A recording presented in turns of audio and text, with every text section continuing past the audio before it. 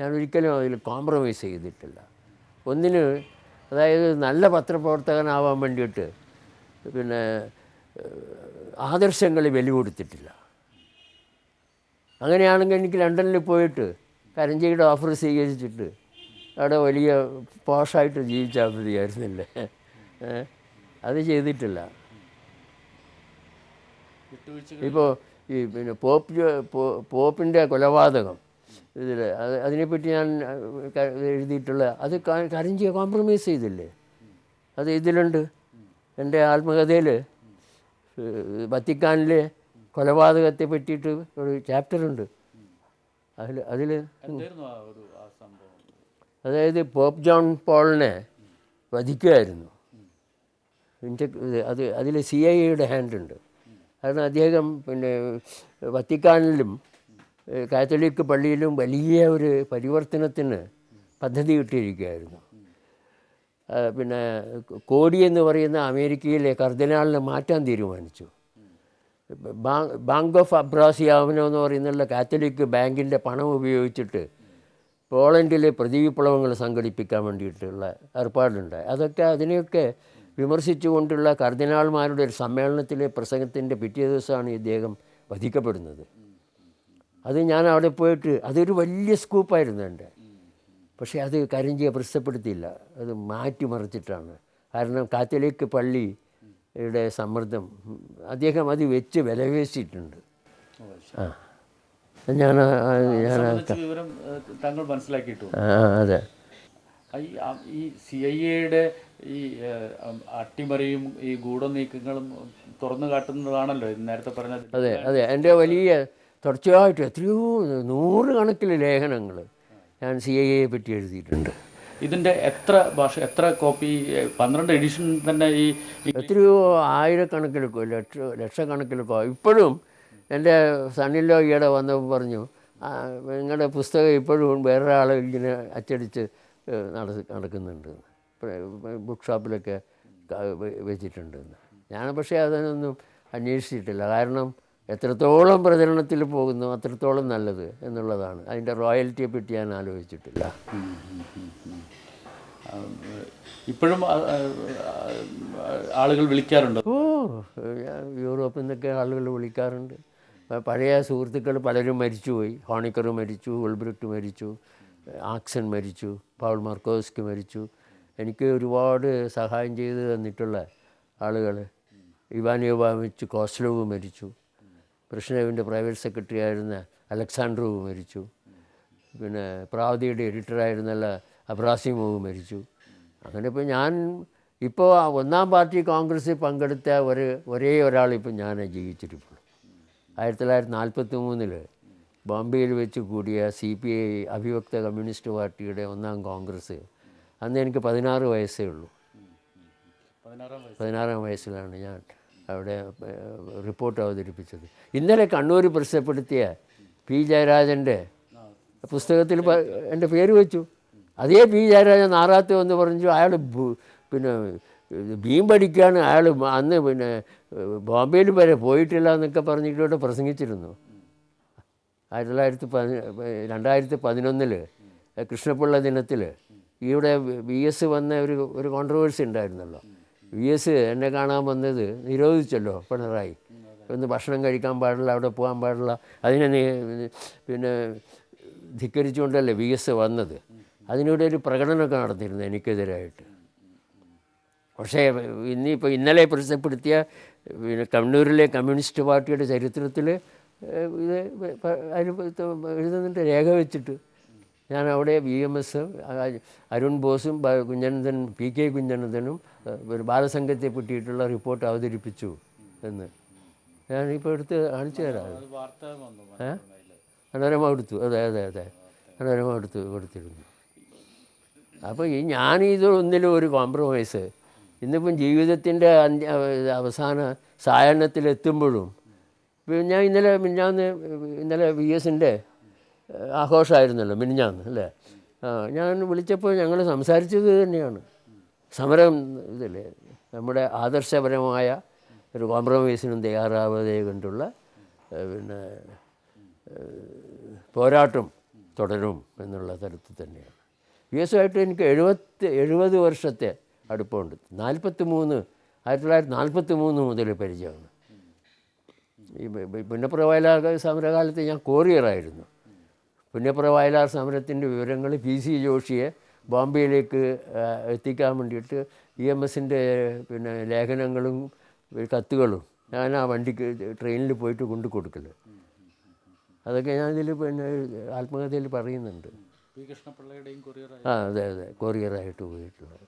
ഈ കമ്മ്യൂണിസ്റ്റ് പ്രസിദ്ധീകരണങ്ങൾ പത്രപ്രവർത്തകൻ എന്നുള്ള ഒരു മേൽവിലാസത്തിൽ നിന്ന് ഉപരിയായിട്ട് ഈ കമ്മ്യൂണിസ്റ്റ് പ്രസിദ്ധീകരണങ്ങളല്ലാത്ത കലാകൗമുദിയിലും കേരള കൗമുദിയിലും ഒക്കെ എഴുതുന്നുണ്ട്. മറ്റ് പ്രസിദ്ധീകരണങ്ങൾ ഈ ഇടക്കാലത്ത് കുറേ മറ്റ് പലരും എന്നെ ഇൻ്റർവ്യൂ ചെയ്തിട്ടുണ്ട്. ആ ഒരു ഇതിനെക്കുറിച്ച് എന്താണ് പറയാനുള്ളത്?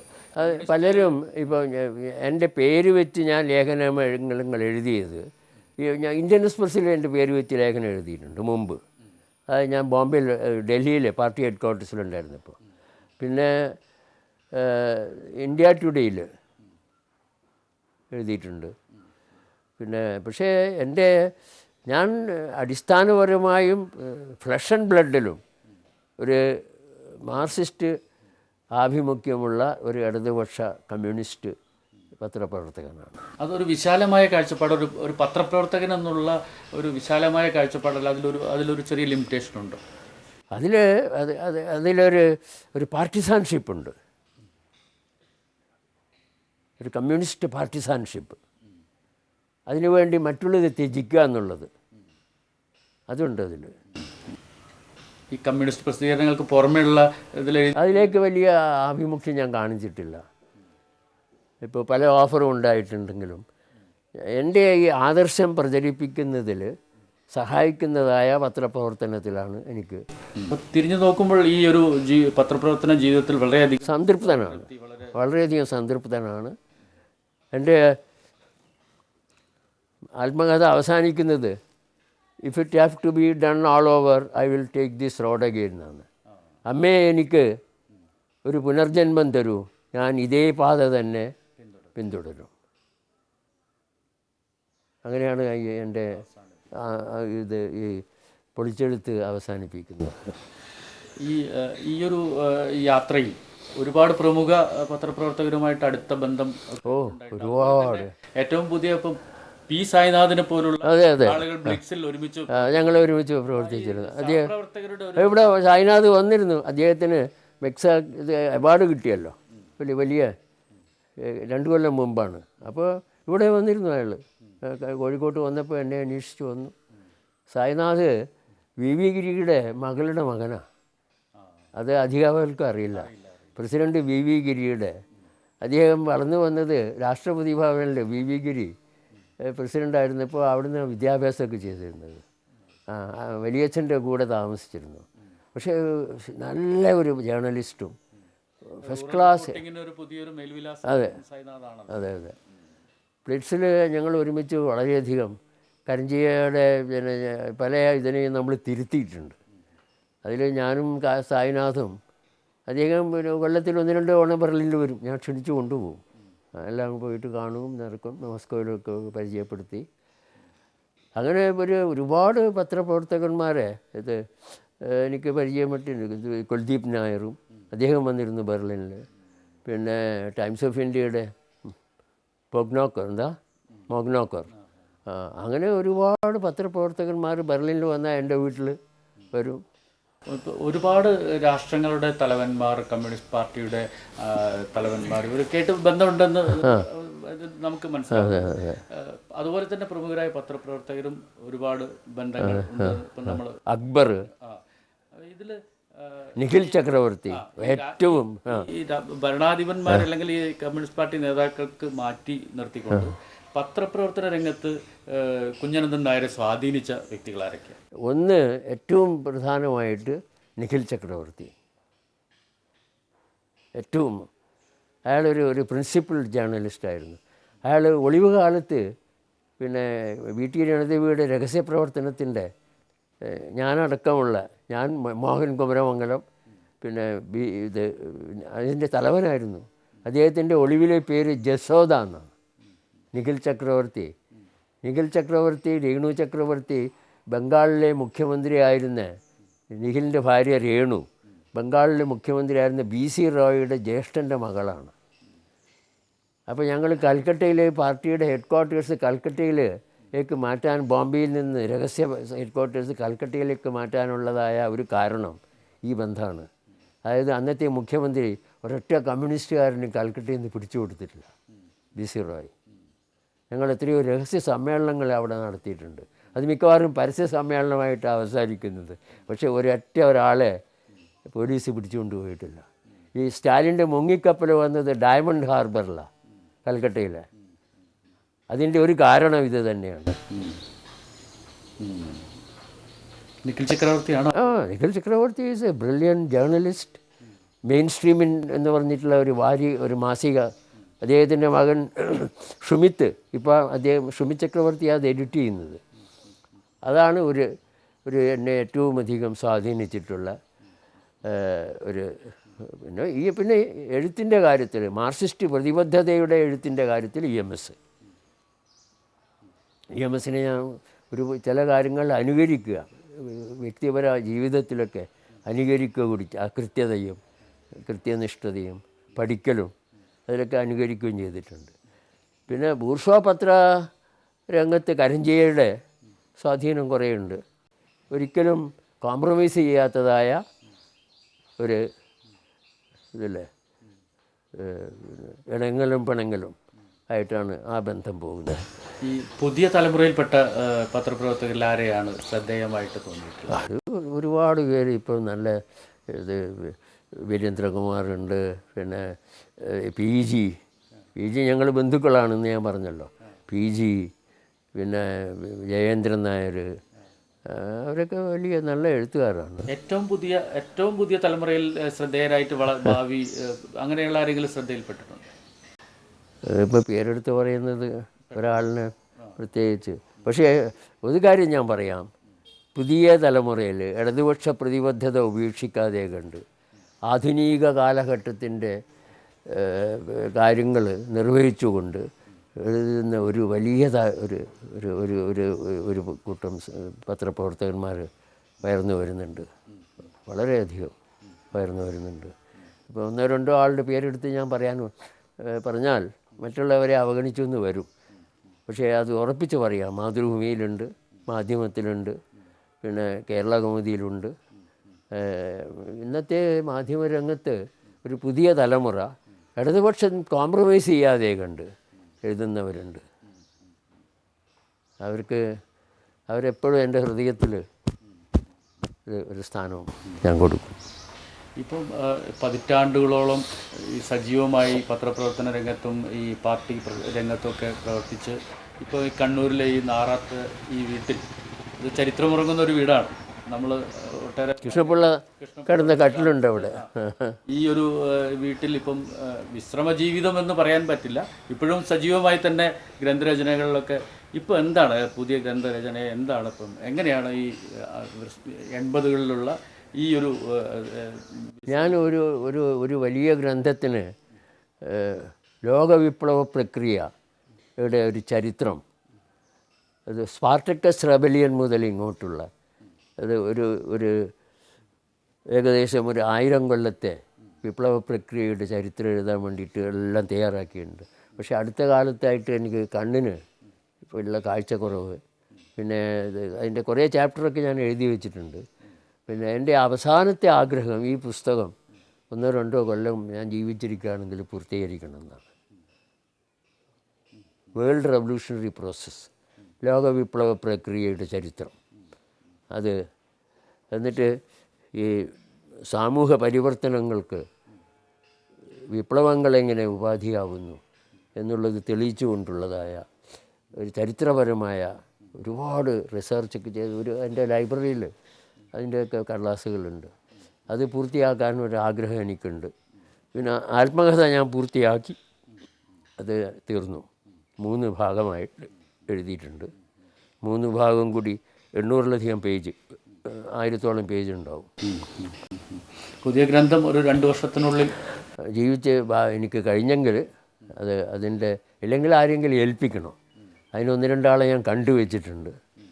അവരെ ഞാൻ ഏൽപ്പിക്കും ആ മാനുസ്ക്രിപ്റ്റ് അവർ പൂർത്തിയാക്കണം എന്നുള്ളതായ അന്ത്യാഭിലാഷം ഒരു ഒസ്യത്ത് പോലെ എഴുതി വെച്ച് കൊടുക്കും അവർക്ക്. അതിന് ആവശ്യമായ എല്ലാ രേഖകളൊക്കെ ഞാൻ വെച്ചിട്ടുണ്ട്. ഇപ്പം പക്ഷെ എന്നെ ഏറ്റവും ദുഃഖിപ്പിച്ചത് എന്നെ പാർട്ടിയിൽ നിന്ന് പുറത്താക്കിയ ആ സംഭവമാണ് 2005 മാർച്ച് മാസത്തിൽ. അത് ഈ പാർട്ടിയിലെ മുതലാളിത്തവൽക്കരണം, കോർപ്പറേറ്റ് കമ്മ്യൂണിസത്തിൻ്റെ ഉത്ഭവം, വിഭാഗീയതയെ വ്യക്തിപരമായ നേതാക്കന്മാരുടെ ഉയർച്ചയ്ക്ക് വേണ്ടി ഉപയോഗപ്പെടുത്തിയതിൻ്റെ ചരിത്രം, അതിനെ സംബന്ധിച്ചുള്ള വിമർശനപരമായിട്ട് ഞാൻ എഴുതിയ ഒരു ലേഖനത്തിൻ്റെ അടിസ്ഥാനത്തിലാണ് എന്നെ പുറത്താക്കിയത്. ഇത് മലപ്പുറം സമ്മേളനത്തിൻ്റെ ആ ഘട്ടത്തിലാണ്. അതെന്നെ വളരെ വേദനിപ്പിച്ചു. ഞാൻ VS പക്ഷക്കാരനാണ്. ഞാൻ VSൻ്റെ കൂടെയും പിണറായിയുടെ കൂടെയും എത്രയോ വർക്ക് ചെയ്തത്. പിണറായി വന്ന് താമസിക്കുന്ന മുറിയാണ് ഈ റൂം. ഇവിടെ ഇരുന്നിട്ടാണ് ആളുകളെ കാണുന്നതും രഹസ്യ സംഭാഷണത്തിന് അങ്ങേപ്പുറത്ത് ഞാനിപ്പോൾ കാണിച്ചു തരാം നിങ്ങൾക്ക് ഉള്ളതായ സംവിധാനങ്ങളും അദ്ദേഹത്തിൻ്റെ സെക്യൂരിറ്റിക്ക് വേണ്ടിയിട്ടുള്ള ഏർപ്പാടുകളൊക്കെ. അങ്ങനെ വളരെ വളരെ അടുത്ത ബന്ധമുള്ളതായ അദ്ദേഹം ദേശാഭിമാനിയിൽ ഒരു ലേഖനത്തിലെഴുതി കുഞ്ഞനന്തൻ ഒരു കള്ളനാണയമാണ്. പക്ഷെ പിന്നീട് എഴുതി അത് അയാൾ എഴുതിയതല്ല, അയാളുടെ പേരിൽ മറ്റൊരാൾ എഴുതിയിട്ട് പ്രസിദ്ധപ്പെടുത്തിയതാണ് എന്ന്. ഏതായാലും ഈ മാധ്യമരംഗത്ത് ഇപ്പോൾ സാങ്കേതികപരമായും ഒക്കെ തന്നെ ഒട്ടേറെ നമ്മൾ കുറേ വർഷങ്ങൾക്ക് മുൻപുണ്ടായിരുന്നത് നമുക്ക് ചിന്തിക്കാൻ പോലും കഴിയാത്ത. അതെ, തീർച്ചയായിട്ടും. എന്താണ് ഇത് ഒരു ഗുണപരമായ? തീർച്ചയായിട്ടും. പക്ഷേ ഈ മാധ്യമരംഗത്ത് വന്നിട്ടുള്ളതായ അതിപ്രസരണം, വലിയ സ്ഫോടനങ്ങൾ, അത് മാധ്യമരംഗത്തെ അടിസ്ഥാനപരമായിട്ടുള്ള ലക്ഷ്യങ്ങളെ തകർത്ത് കളയരുത്. എന്നെപ്പോലുള്ളതായ ഒരു ഇടതുപക്ഷ പത്രപ്രവർത്തകന് അടിസ്ഥാന ലക്ഷ്യം സാമൂഹ്യ വിപ്ലവങ്ങളുടെ അനിവാര്യത, അതൊക്കെ വിസ്മരിച്ചുകൊണ്ട് പോകരുത് എന്നുള്ളതായ നിലപാടുണ്ട് എനിക്ക്.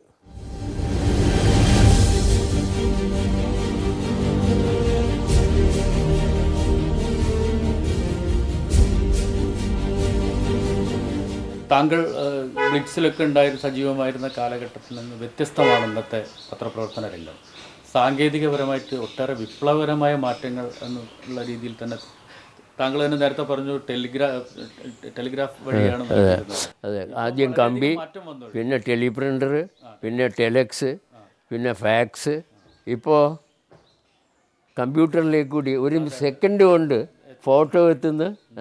ഞാനൊക്കെ ഒരാഴ്ച വേണം ബെർലിനിൽ നിന്നൊരു ഫോട്ടോ ബ്ലിറ്റ്സിൽ എത്തിച്ചു കൊടുക്കണമെങ്കിൽ. ചിലപ്പോൾ സ്പെഷ്യൽ കൊറിയർ വഴിക്ക് അയക്കുന്നത്.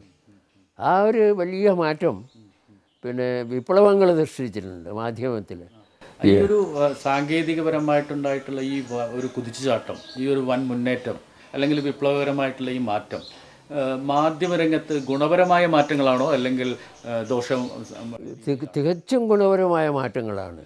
പക്ഷേ ഈ ആധുനികതയുടെ ഈ ഇതല്ലേ ഈ മലവെള്ളപ്പാച്ചിൽ എന്ന് പറയുക, അത്രക്ക് ഇതായിട്ടുള്ള അതിൽ ഈ സാമൂഹ്യ വിപ്ലവത്തിൻ്റെ ആദർശങ്ങൾ ഒലിച്ചു പോകരുത് എന്നുള്ളതായ ഒരു നിർബന്ധം എനിക്കുണ്ട്. ഏതൊരു പത്രപ്രവർത്തകനായാലും സമൂഹത്തിൻ്റെ